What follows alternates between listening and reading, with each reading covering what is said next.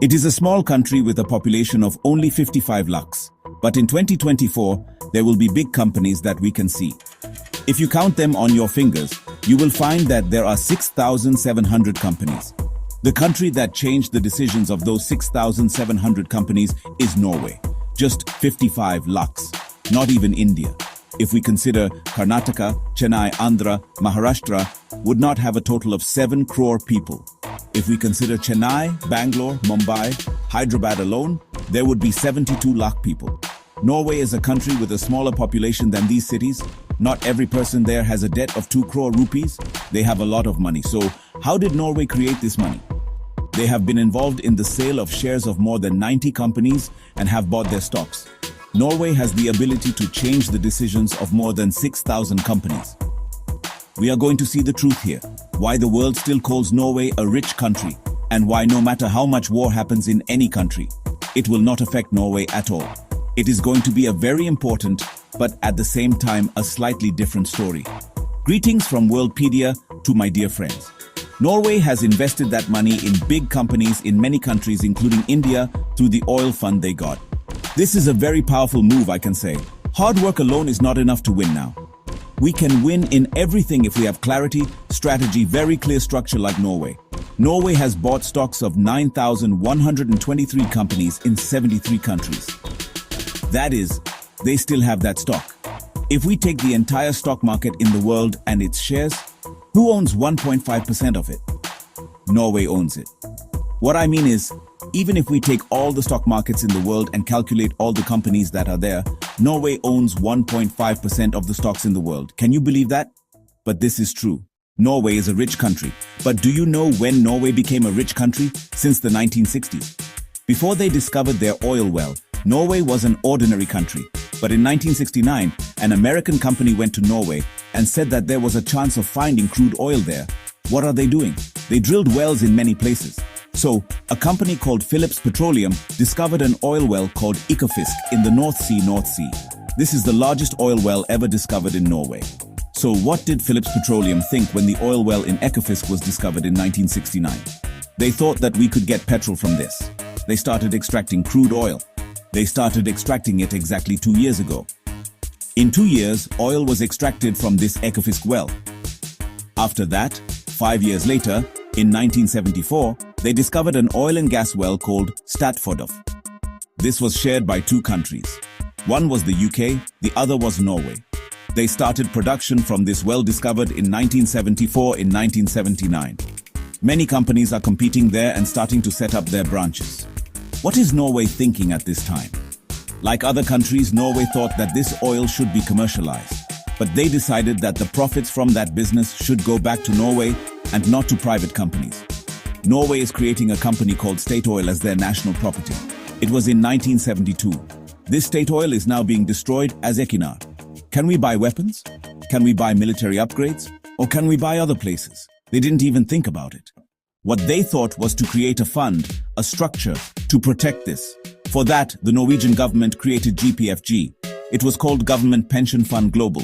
They created a fund called GPFG. They will release this GPFG. They will bring that profit to it. After bringing that profit, what they will do is identify the money in this profit and buy shares in the stock exchanges of which countries. They will make that identification and buy those shares from each company. So, GPFG works like a pipeline. All the money comes to GPFG.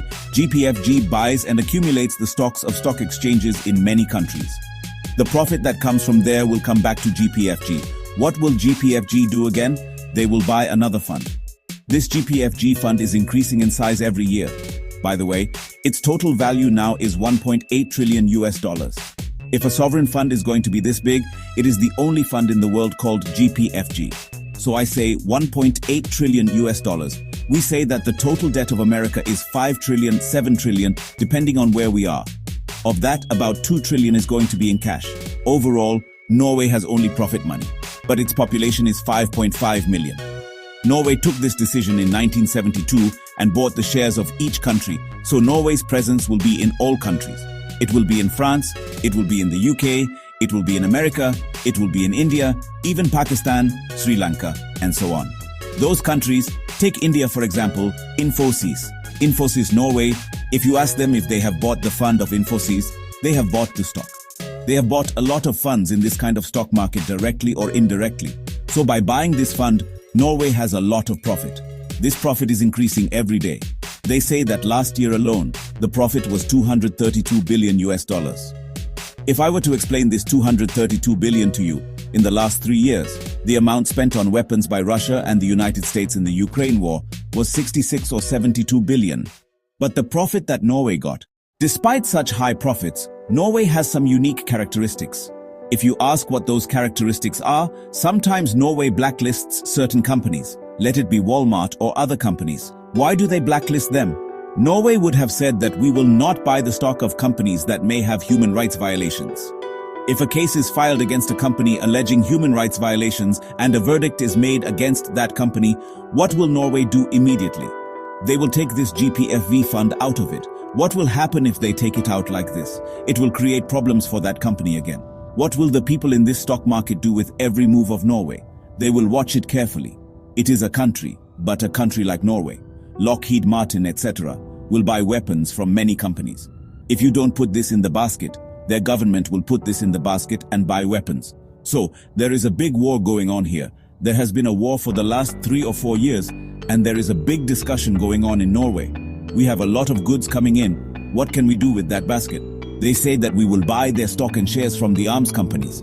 The Norwegian government says they say that they can't. The reason is, for some reason, in Norway's sovereignty, they say that we should not buy the shares of a company that can kill people in war. Look at how it is. But at the same time, what will Norway do when they say that there is a lot of investment in green energy, wind energy, this kind of project? They will buy their stock in a very large amount. A company founded in 1972 is expected to have a huge boom in their stock market in 1990 to 92. By 2025, Norway has grown into an unbuildable monster. They say the reason for all this is their diversification. Well, why not Saudi Arabia or other countries? Norway had become a country where people could think for themselves. But the rest of the countries that could strengthen their numbers were capitalist countries, or they were countries based on royal families. One family, they did not have democracy. Only here, there was a complete planning with the mindset that we do not want a war that can respect people on a large scale. And at the same time, we will buy weapons for war. And this should help the people who will be here next. This should help the future. There is a shipping company in France. It is called Fincantieri. The majority of the shares of this company called Fincantieri were in Norway. But if you look at the information we got from Reuters on February 6, 2025, what did Norway GPFG do with the entire shares of that company? They took it out. They sold all their shares. The reason was that there was a human rights violation against the shipbuilding company called Fincantieri. They hire too many people for too long. They don't give them leave there. We don't like that company because there were many problems like that. So Norway had announced that we would take our funds from it. It is noteworthy that the problem of the company reopening was reduced. So overall, it is a small country. If they think about their people, if they think about the welfare of the people, the decisions they take are very clear. If there was not too much corruption and there was a thought for the people, it has the potential to become such a big, rich country. If you have often seen news that Norway is now controlling many companies in the world, think of only one thing, that fund called GPFG. This fund is what makes Norway friendly for many days to come. America would be a dangerous ally of Norway. Many countries in Europe would be friendly to Norway. What would happen if there were no such friendship? If there were big companies in that country, give them a simple message saying that they do not have their shares. A simple message here, will everything change if you blink your eyes? Give them a message. The small country of Norway is also an example of how everything changes if you blink your eyes. If you did not know this information until now, then raise your hand and leave a comment below. Similar interesting, very valuable, and with valid proof videos keep coming through Pedia. Let's share and create a good community by sharing good things.